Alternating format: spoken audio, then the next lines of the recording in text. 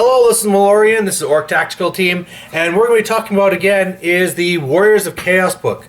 Now I really want to talk about the special characters today, but I want to touch it on with my brother, and he's at a tournament, so I'll be doing something a little bit different that I think as well is very important for me to cover from this book. And what that really is the Demon Prince, because there really is quite a bit of controversy here. Part of it being really touched on in our last video. When we were talking about the different lords, I was saying about how the Demon Prince was a big meh to me, but to my brother, he thought that, geez, I mean, this Demon Prince is amazing, right? This is a great thing.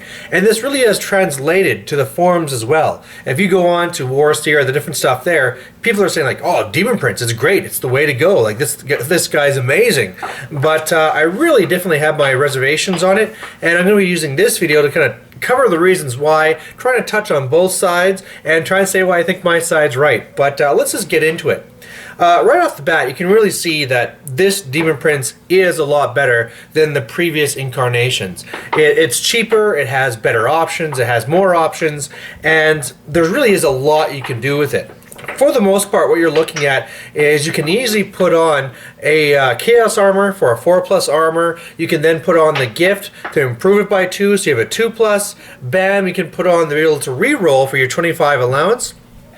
And all of a sudden, you have the Demon Prince with a 2+ rerollable save. You can then also be helping it out with gifts and stuff like that, or you could be using the allowance to be giving it a charm shield so you can get more survivable that way. And then, of course, with its magic, I mean, you got this guy that's unbreakable. You can throw him into units. He'll be either doing death magic to be trying to kill guys off when he's up there nice and close, or he's the Mark of Nurgle, so he's trying to get himself those wounds and toughness as he casts a spell. And really, of course, you'd always have also the other item on him, the magical gift, where if he does a wound on a 6, he gets a wound back. And so it can be kind of survivable that way. The flip side from this that I really think is a real issue with this is the whole fact that he is going to be a ton of points.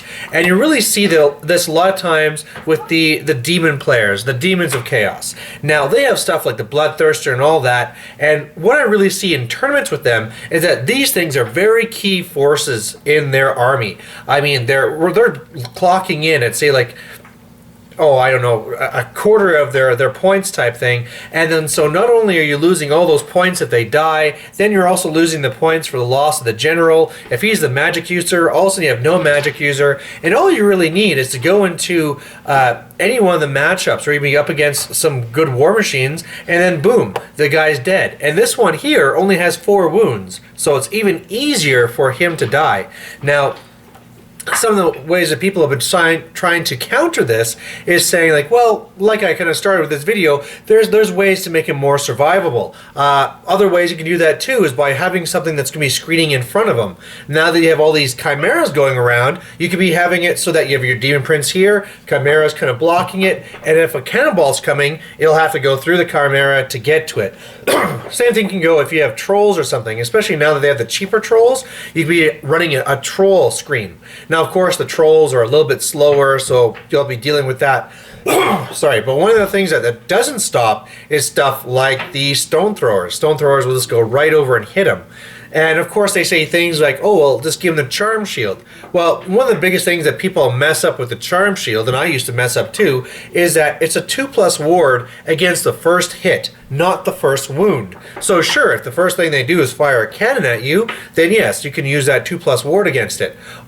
However, if in the magic phase they throw a magic missile your way, or if before they fire the cannon, they just have some wolf riders run up and shoot a few little arrows at you, well, there you go. You just use your 2+ ward up against a little strength 3 arrow that came your way. So it's really nothing you can really depend on. And the thing is, again, I was saying with this too, is that he goes up in points very quickly, and he can be making up a lot of your points in here. I mean, it's not a really defined thing, as you can say, like a Bloodthirster, bam, is this many points and has some options. This guy really starts small and then has a lot of options that can be going on top. So He could be a quarter your points, he could be less, but really, if you're listening to some of these people that are talking on the forums where this is going to be their level 4 caster, they're going to be giving it tons of gear, and even the points you're spending on too to keep this guy alive, right? I mean, if there's a Chimera that's really just there to try to act as a screen, or trolls, which are going to be kind of just acting as a screen, which are hoping to kind of ditch later, that are going to die to protect you. It's one of these things where it's a very large investment, and again, when you're in a tournament, and if you're shooting to win best general, best overall, whatever, you cannot afford to get that one massacre loss because, oh, I'm up against dwarves. They fire a couple of cannons, boom, my guy's dead. Or, you know, that's the thing too, is you have to realize that even though something like dwarves is not so popular out there, Empire is very popular right now. Also, you're going to see lots of ogre kingdoms. There's lots of them out there too. And then, of course, you have all the ones that have all the stone throwers. You have your stuff like, well, of course, dwarves again, and then you have your Bretonnians, you have your orcs. I mean, there's so many things out there. You have the warp lightning cannon. There's so many things out there where if you run into a bad matchup and you lose this guy, when you make him the keystone of your army, you're in so much trouble. So that's definitely a really big worry you need to worry about. And the other thing too is you have to think about the shift in meta. So if right now you grabbed your book and you ran out to a tournament, that might actually work for you. You take a whole bunch of monsters, there's not many war machines out there, and you'll be okay. However, I was actually talking to one of my friends on Warseer about this, but before, we saw this exact same thing.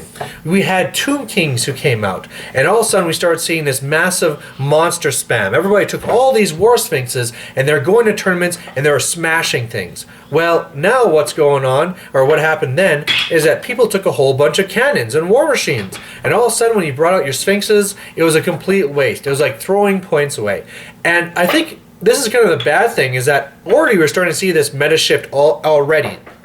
With the Demigryphs, the Mournfangs, now the Skull Crushers, we're starting to see people bring back war machines into their list as it was, and now that they got to worry about a monster list from Warriors of Chaos, man, I think you can really expect to start seeing 3 cannon Empire armies again, and some very serious stuff from the other armies too that are ready and geared up for taking on monsters. So it really is going to be a gamble going forward, trying to take all these monsters, and I think that's really the big point. Right now, Warriors of Chaos players are going like, wow, that Demon Prince, I've never been able to use him in years.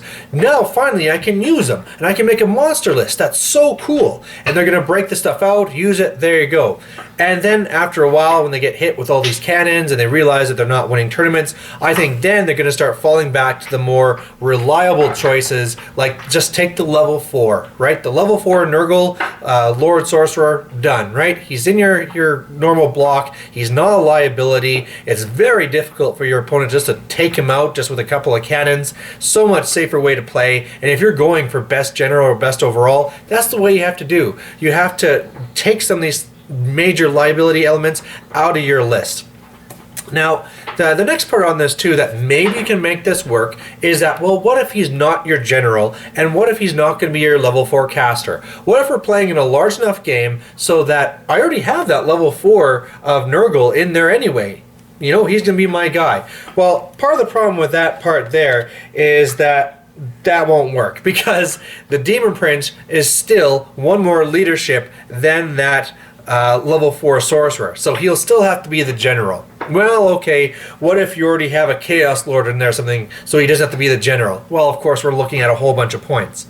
The other way of looking at this is, okay, whatever, Malorian, what if we say, we'll take a level 4, he'll be our main caster, and then we're going to have our Demon Prince. He'll be our general, and for the most part, I'll build an army that doesn't really need the general's help. I mean, this is Warriors of Chaos. You have some pretty high leadership as it is. So then really all it is the liability that when this monster dies, he's giving up another 100. Okay. And then what you really do is you're building him not as your main general and leader of your army, you're building him basically as a monster. So instead of going and taking a Slaughter Brute or something like that, you're going to be taking a Demon Prince.